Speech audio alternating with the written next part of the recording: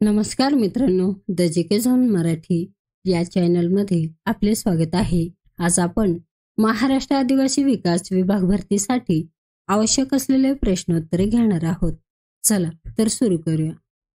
कोणत्या भारतीय राज्याने अधिकृतपणे टीपीएस फ्लेमिंगो तलावाला संवर्धित राखीव म्हणून मान्यता दिली आहे? महाराष्ट्र राज्याने अधिकृतपणे टीपीएस फ्लेमिंगो तलावाला संवर्धित राखीव म्हणून मान्यता दिली आहे. महाराष्ट्र राज्याने नवी मुंबई डीपीएस फ्लेमिंगो तलावाला अधिकृतपणे संवर्धन राखीव क्षेत्र म्हणून घोषित केले आहे. ठाणे क्रीक फ्लेमिंगो अभयारण्याशी TCFS जोडलेले हे पहिले पाणथळ ठिकाण आहे जिथे असे संरक्षण मिळाले आहे. हा निर्णय 17 एप्रिल 2025 रोजी मुख्यमंत्री देवेंद्र फडणवीस यांच्या अध्यक्षतेखाली महाराष्ट्र राज्य वन्यजीव मंडळाच्या बैठकीत घेण्यात आला. हा 30 एकराचा तलाव फ्लेमिंगो पक्ष्यांसाठी महत्त्वाचे विश्रांती आणि खाद्यस्थान आहे. विशेषतः उच्च भरतीच्या वेळी जेव्हा हे पक्षी ठाणे क्रीक फ्लेमिंगो अभयारण्यातून स्थलांतर करतात. भारतातील ट्रेनमध्ये ऑटोमेटेड टेलर मशीन ATM बसवणारी कोणती बँक भारतातील पहिली बँक ठरली आहे? भारतातील ट्रेनमध्ये ऑटोमेटेड टेलर मशीन ATM बसवणारी बँक ऑफ महाराष्ट्र ही भारतातील पहिली बँक ठरली आहे. हा ATM मुंबई मनमाड पंचवटी एक्सप्रेस या ट्रेनमध्ये बसवण्यात आला आहे. हा उपक्रम इंडियन रेल्वेच्या भुसावळ विभागाच्या सहकार्याने राबवण्यात आला. ATM एक वातानुकूलित डब्यात बसवण्यात आला असून प्रवाशांना प्रवासादरम्यान रोख रक्कम काढण्याची सुविधा उपलब्ध करून देण्यात आली आहे. या उपक्रमाच्या यशस्वीतेनंतर भविष्यात इतर ट्रेनमध्ये अशा सुविधा उपलब्ध करून देण्याचा विचार केला जात आहे. खालीलपैकी कशाचा युनेस्कोच्या जागतिक स्मृती रजिस्टरमध्ये समावेश झाला? खालीलपैकी भगवद्गीतेचा युनेस्कोच्या जागतिक स्मृती रजिस्टरमध्ये समावेश झाला आहे. ही घोषणा केंद्रीय संस्कृती मंत्री गजेंद्र सिंह शेखावत यांनी 18 एप्रिल 2025 रोजी केली. यासह UNESCO memory of the world रजिस्टरमध्ये भारताची आता एकूण 14 शिलालेख आहेत. युनेस्कोच्या कार्यकारी मंडळाची 17 एप्रिल 2025 रोजी पॅरिस फ्रान्स येथे बैठक झाली आणि 74 नवीन नोंदींना मान्यता देण्यात आली. हे 74 माहितीपट 72 देश आणि 4 आंतरराष्ट्रीय संघटनांकडून आले आहेत. ही नवीन नोंदीमध्ये वैज्ञानिक क्रांती, महिलांचे ऐतिहासिक योगदान आणि जागतिक सहकार्य यासारखे विषय समाविष्ट आहेत. महाराष्ट्राच्या शिवछत्रपती राज्य क्रीडा पुरस्काराचे वितरण कोणाच्या हस्ते करण्यात आले आहे? महाराष्ट्राच्या शिवछत्रपती राज्य क्रीडा पुरस्काराचे वितरण CP राधाकृष्णन यांच्या हस्ते करण्यात आले. महाराष्ट्राच्या शिवछत्रपती राज्य क्रीडा पुरस्काराचे वितरण महाराष्ट्राचे राज्यपाल CP राधाकृष्णन यांच्या हस्ते करण्यात आले. हा पुरस्कार वितरण सोहळा पुणे येथील शिवछत्रपती क्रीडा संकुल बालेवाडी येथे पार पडला. या सोहळ्याला मुख्यमंत्री देवेंद्र फडणवीस आणि क्रीडा मंत्री दत्तात्रय भरणे यांच्यासह अनेक मान्यवर उपस्थित होते. 15वी hockey India senior men national चॅम्पियनशिपचे विजेतेपद कोणी पटकावले आहे? 15वी hockey India senior men national चॅम्पियनशिपचे विजेतेपद पंजाबने पटकावले आहे. या स्पर्धेच्या अंतिम फेरीत पंजाबने मध्य प्रदेश संघावर 4-1 ने असा विजय मिळवला. ही अंतिम फेरी झाशी उत्तर प्रदेश येथे पार पडली.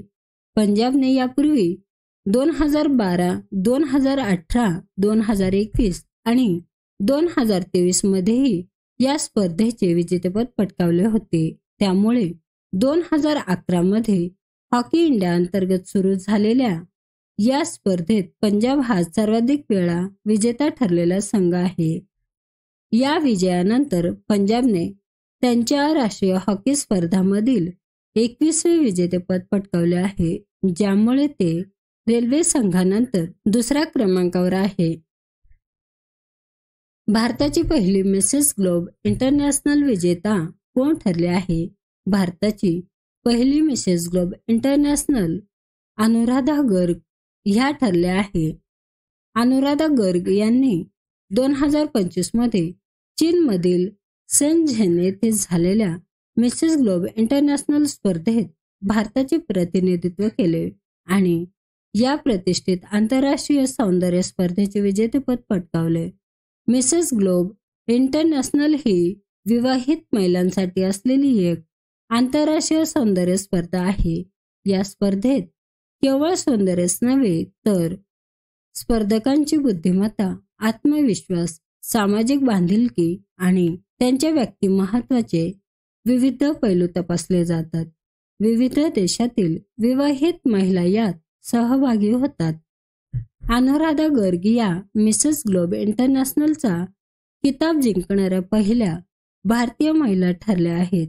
त्यामुळे भारतासाठी हा एक ऐतिहासिक क्षण आहे.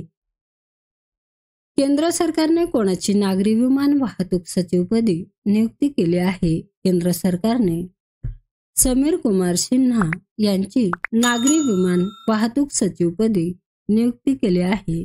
केंद्र सरकारने समीर कुमार सिन्हा यांची नागरी विमान वाहतूक सचिव सिव्हिल एव्हिएशन सेक्रेटरीपदी नियुक्ती केली आहे. ते 1994 बॅचचे असम मेघालय कॅडरचे IAS अधिकारी आहेत. या नियुक्तीपूर्वी ते संरक्षण मंत्रालयात अतिरिक्त सचिव आणि संचालक जनरल म्हणून कार्यरत होते. ऑनलाईन परमनंट लोक अदालत सेवा सुरू करणारे पहिले राज्य कोणते ठरले आहे? ऑनलाईन परमनंट लोक अदालत सेवा सुरू करणारे पहिले राज्य आहे केरळ.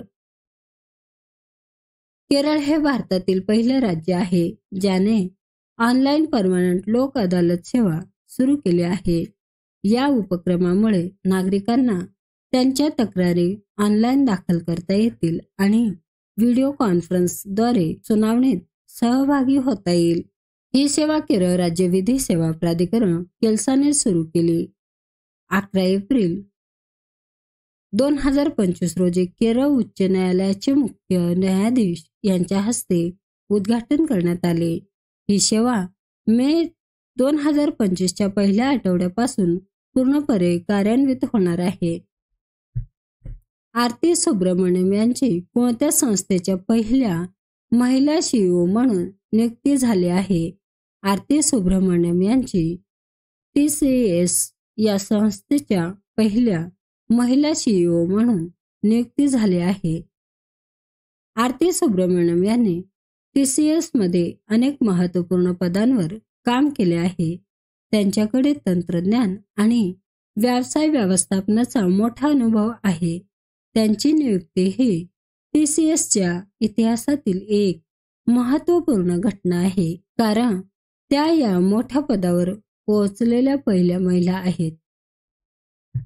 लता दीनानाथ मंगेशकर पुरस्कार 2025 कोणाला जाहीर करण्यात आला आहे?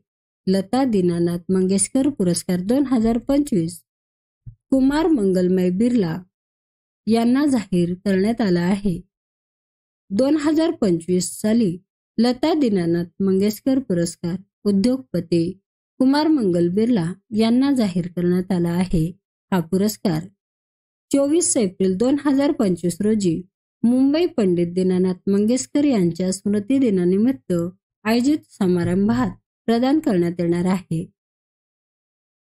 लता दीनानाथ मंगेशकर पुरस्कार 2022 मध्ये सुरू करण्यात आला असून यापूर्वी पंतप्रधान नरेंद्र मोदी 2022, गायिका आशा भोसले 2023 आणि अभिनेता अमिताभ बच्चन 2024 यांना हा पुरस्कार मिळाला आहे.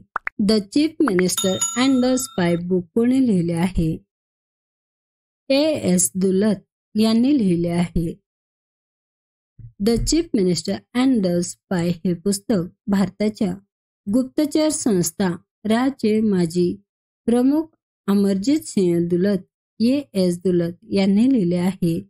या पुस्तकात 1990च्या दशकातील काश्मीरमधील उग्रवाद, 1999 मधील IC-814 विमान अपहरण आणि 2019 मधील अनुच्छेद 370च्या रद्दबाबत यासारख्या महत्त्वपूर्ण घटनांचा समावेश आहे. A.S. दुल्लत हे भारताच्या गुप्तचर क्षेत्रातील एक अनुभवी अधिकारी असून त्यांनी 1999 ते 2000 या कालावधीत राज्य प्रमुख म्हणून काम केले आहे. केंद्र सरकारने कोणाची महसूल सचिवपदी नियुक्ती केली आहे? केंद्र सरकारने अरविंद श्रीवास्तव यांची महसूल सचिवपदी नियुक्ती केली आहे. अरविंद श्रीवास्तव यांची केंद्र सरकारने महसूल सचिवपदी नियुक्ती केली आहे. महसूल सचिव हे भारतातील वित्त मंत्रालयाच्या अंतर्गत महसूल विभागाचे प्रमुख असतात. ते 1994 बॅचचे कर्नाटक कॅडरचे IAS अधिकारी आहेत. या नियुक्तीपूर्वी ते पंतप्रधान कार्यालयात अतिरिक्त सचिव म्हणून कार्यरत होते. त्यांची नियुक्ती मंत्रिमंडळाच्या नियुक्ती समितीने मंजूर केले आहे. जागतिक वारसा दिन दरवर्षी कोणत्या दिवशी साजरा केला जातो? जागतिक वारसा दिन दरवर्षी 18 एप्रिल रोजी साजरा केला जातो. सांस्कृतिक आणि नैसर्गिक वारशाचे जतन करण्यास प्रोत्साहन देणे हा एक दिवसाचा उद्देश आहे. 1983 पासून संयुक्त राष्ट्र शैक्षणिक विज्ञान आणि सांस्कृतिक संघटना युनेस्कोद्वारे या दिवसाला मान्यता देण्यात आली आहे आणि आंतरराष्ट्रीय स्मारके आणि स्थळे परिषद ICOMOS द्वारे त्याचे आयोजन केले जाते. 2025 ची थीम आपत्ती आणि संघर्षामुळे धोक्यात आलेला वारसा आहे, ज्यामध्ये तयारी आणि लवचिकतेवर भर देण्यात आला आहे. मित्रांनो, चॅनल आवडला असेल तर प्लीज नक्कीच सबस्क्राईब करा, व्हिडिओ लाईक करा. धन्यवाद.